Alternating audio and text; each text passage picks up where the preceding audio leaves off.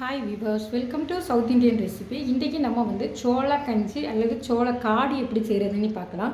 அதாவது இந்த சோள கஞ்சி பார்த்தீங்கன்னாக்கி இந்த கோடைக்கு ரொம்ப இதமாக இருக்கும். இது வந்து நீங்கள் 30 வருஷத்துக்கு முன்னால் பார்த்தீங்கன்னா இதை வந்து உரலில் இடிப்பாங்க. உரலில் இடித்து அதை வந்து புளிக்க வச்சு அதுக்கு பிறகு தான் சோள கஞ்சி கிண்டுவாங்க. ஆனால் இப்போ வந்து அப்படி இல்லை. இப்போ வந்து நம்ம இதை வந்து அந்த மெத்தடில் நம்ம செய்யலாம். ஆனால் இப்போ நமக்கு உரல் இல்லாதனால நம்ம அதை வந்து மிக்சியில் செய்ய போகிறோம். அதுக்காக நான் என்ன பண்ணேன்னா ஒரு 2 மணி நேரம் இந்த சோளனை ஊற போட்டு அதுக்கு பிறகு வந்து நான் வந்து லைட்டாக உலர வச்சு எடுத்து வச்சுருக்கிறேன். இதை வந்து நம்ம மிக்ஸி ஜாரில் நைஸாக பொடிக்கக்கூடாது, 1-2 மாட்டு தட்டி பொடிக்கணும். அதை எப்படின்னு இப்போ நான் செய்து காட்டுறேன். காடிக்கின்றதுக்கு சோளத்தை வந்து நைஸாக அரைக்கக்கூடாது, இப்படி சொரப்பாக தான் அரைச்சிக்கிடணும். அரைச்சி வந்து என்ன பண்ணணும்னா, அப்போல்லாம் நம்ம வந்து உரலில் போட்டு இடித்து வைப்போம். இப்போ இது மிக்சியில் அரைச்சதுனால இப்படி அரைச்சி வச்சுருக்கோம். அரைச்சி வச்சுட்டு என்ன பண்ணணும்னா தண்ணி ஊற்றி அதை வந்து கலக்கி விடணும். கலக்கி அதை புளிக்க வைக்கணும். தண்ணி ஊற்றி நம்ம வந்து இதை நல்லா கலந்து பாருங்கள். இந்த அளவுக்கு தண்ணி ஊற்றி அதை ஒரு 6 மணி நேரம் என்ன பண்ணணும்னு சொன்னால் இதை புளிக்க விடணும். ஏன்னா இந்த காடி வந்து 2-3 நாளைக்கு நம்ம வச்சுருக்கக்கூடியது. ஸோ இதை வந்து நம்ம இப்படி தண்ணி விட்டு எப்படி பண்ணணும்னா வண்டு கட்டி அப்படின்னு சொல்லுவாங்க. ஆக்சுவலி வண்டு கட்டி அதை வந்து புளிக்க வைக்கணும் அப்படின்னு சொல்லுவாங்க. இது மாதிரி நம்ம துணியை போட்டுட்டு ஒரு லிட்டை மேலே வச்சிடலாம். இனி இப்போ இதை வந்து 6 மணி நேரம் கழித்து இந்த காடி அல்லது வந்து சோளா கஞ்சியை நம்ம ரெடி பண்ணலாம். இப்போ பார்த்திங்கன்னா சோளா கஞ்சிக்காக நம்ம வந்து அரைச்சி வச்ச மாவு வந்து நல்லா புளிப்பு ஏறிடுச்சு. இப்படி புளிச்சிருந்தால் தான் அந்த சோளக்காடிக்கின்றதுக்கு நல்லாயிருக்கும். இதை இனி நம்ம என்ன பண்ணணும் அப்படின்னு சொன்னாக்கி மண் பாத்திரத்தில் செய்யும்போது வந்து அந்த காடி வந்து 2 நாளைக்கு 3 நாளைக்கு, அதாவது இது வந்து கெடாமல் இருக்கும். நான் அந்த காலங்களில் பார்த்திங்கன்னா 1 பக்கா 2 பக்கா 1.5 பக்கா அப்படின்னு சொல்லி இடித்து வச்சு கிண்டுவாங்க.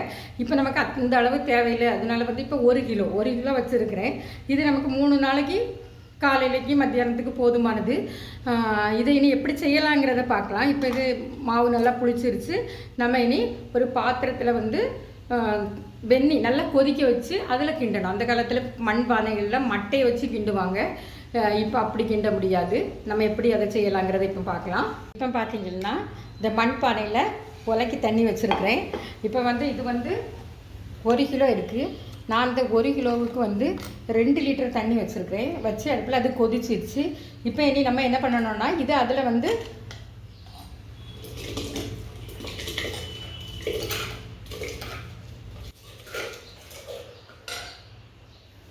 இப்போ பார்த்திங்கன்னா இது அடி பிடிக்கும். அதனால நம்ம என்ன செய்யணும்னா அடி பிடிக்காமல் இதை வந்து அடிக்கடி இப்படி கிண்டி கொடுக்கணும். அது வேக திட்டம். அந்த காலங்களில் இதில் மட்டை போட்டு கிண்டுவாங்க. அப்போ தான் மண்பானை உடையாமல் இருக்குங்கிறதுக்காக. இப்போ நம்ம மட்டை இல்லாதனால நம்ம இதை போடுறோம். இதை அடி பிடிக்காமல் நம்ம அடிக்கடி இப்படி கிளறி விட்டுகிட்டே இருக்கணும். இப்போ பார்த்திங்கன்னா அது வந்து நல்லா கொதிச்சிருச்சு. வேகிறதுக்கு எப்படியாவது ஒரு 1/2 மணி நேரம் ஆகும். அது கொஞ்சம் கட்டியாக ஆகணும். நம்ம என்ன பண்ணணும்னா அடி பிடிக்காமல் இதை கிளறி விட்டுகிட்டே இருப்போம். இப்போ பார்த்திங்கன்னா ஓரளவு நல்லா வெந்துருச்சு. இது வந்து இனி என்ன செய்யணும்னு சொன்னால் கொஞ்சம் சிம்மில் போடுவோம். அடுப்பை சிம்மில் போட்டு இனி அடி பிடிக்காது, வேக விடலாம். இப்போ பார்த்திங்கன்னா ஓரளவு கட்டி ஆயிடுச்சு. ஒரு 75% இது வந்து வெந்துருச்சு பாருங்கள். இனி இந்த ஸ்டேஜில் வந்து நம்ம வந்து உப்பு போட்டுக்கலாம். நான் பார்த்திங்கன்னா கல் உப்பு போடுறேன். தேவையான அளவு உப்பு போட்டுக்கலாம். உப்பு போட்டு சரி இன்னும் ஒரு 5 மினிட்ஸ் இப்படி இருந்தால் போதும், வெந்துடும். இப்போ பார்த்திங்கன்னா சோளக்கடி நல்லாவே வெந்துருச்சு. அந்த காலங்களில் பார்த்திங்கன்னா இந்த சோளக்கடி கிண்டுறதுக்கு முறையே ஒரு நாள் முன்னால் ஈவினிங்கில் சோளனை இடித்து கலக்கி வைப்பாங்க. அடுத்த நாள் காலையில் ஏர்லி மார்னிங் 4 மணிக்கெல்லாம் எழுந்திரிச்சு இதை வந்து என்ன செய்வாங்கன்னா கிண்டிடுவாங்க. அதான் சோளக்காடிங்கிறது, சோளக்காடி சோள கஞ்சிங்கிறது. இதை இப்படி வச்சுக்கிட்டாங்கன்னா 2-3 நாளைக்கு காலையில் அவங்களுக்கு வந்து இது மார்னிங் பிரேக்ஃபாஸ்ட்டே இதாக தான் இருக்கும். அவங்க தோட்டங்களுக்கு போகிறவங்க இதை வந்து கலக்கி நல்லா குடிச்சிட்டு போவாங்க. இப்போ நம்ம ஸ்டவ்வை ஆஃப் பண்ணி இதை ஆற விடலாம். இப்போ பார்த்திங்கன்னா இறக்கி வச்சாச்சு பாருங்கள். எல்லாமே நல்லா வெந்துருச்சு. இனி இதை நம்ம வந்து சட்டியை போட்டு கவுத்து இப்படி ஆற விடலாம். இது ஆறட்டும். இப்போ பார்த்தீங்கன்னா காடி நல்லாவே ஆறிடுச்சு. இனி இதை எப்படி சாப்பிட்றதுக்கு கஞ்சி குடிக்கிறதுக்கு ப்ரிப்பேர் பண்ணலாங்கிறத பார்க்கலாம். இப்போ பார்த்திங்கன்னா நம்ம தேவைக்கு, அதாவது இப்போ நம்ம மார்னிங்கில் சாப்பிட்றோன்னா நம்ம இந்த காடியை இப்படி எடுத்துக்கலாம். தேவைக்கு தக்கன மாதிரி எடுத்தால் போதும். இதோட நம்ம வந்து மோர் சேர்த்துக்கலாம். அதாவது புளிப்புக்காக கொஞ்சம் ஏற்கனவே புளிப்பாக தான் இருக்கும். ஏன்னா இது வந்து நம்ம வந்து அரைச்சி அதை வந்து புளிப்பு எண்ணப்படுறதும் வச்சுருக்கோம்.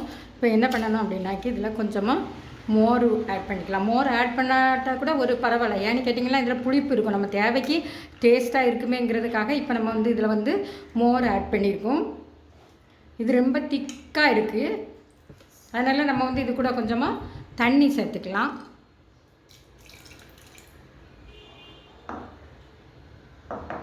தண்ணி சேர்த்து நல்லா மிக்ஸ் பண்ணிக்கலாம்.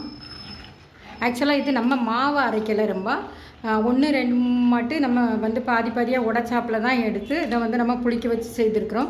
ஏன்னா இப்போ நம்ம வந்து இதில் தேவைக்கு உப்பு சேர்த்துக்கலாம். உப்பு ஏற்கனவே போட்டிருக்கோம். இப்போ நம்ம வந்து தண்ணியும் மோரும் ஆட் பண்ணதுனால உப்பு சேர்த்துக்கலாம். பார்த்திங்கன்னா இப்படி தான் நம்ம கிராமங்களில் குடிப்பாங்க. கிராமங்களில் பார்த்திங்கன்னா முதல்லலாம் காடி இல்லாத வீடே கிடையாது. இப்போ காடி வந்து அக்கேஷனில் தான் அதை செய்கிறாங்க. ரைஸ் தான் அதிகமாக எடுத்துக்காங்க. இப்போ அதனால தான் நிறைய பேருக்கு வந்து சுகர், அப்புறம் வந்து கொலஸ்ட்ராலு, ப்ரெஷர் அப்படி எல்லாமே இருக்குது. அந்த காலத்தில் உள்ளவங்களுக்கு யாருக்குமே இருந்ததில்லை. ஏன்னா அவங்க வந்து சாப்பிட்டது எல்லாமே சோளம், கம்பு, தினை, வரகு இப்படி தான் சாப்பிட்டுட்டு இருந்தாங்க.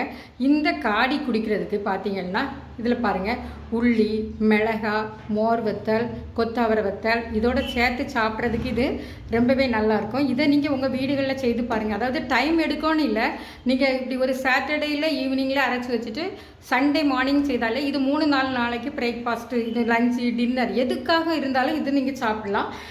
இதை வந்து நீங்கள் சாப்பிட்டு பாருங்கள். லைக் பண்ணுங்கள், ஷேர் பண்ணுங்கள், மறக்காமல் சப்ஸ்கிரைப் பண்ணுங்கள். தேங்க்யூ ஃபார் வாட்சிங் மை வீடியோஸ்.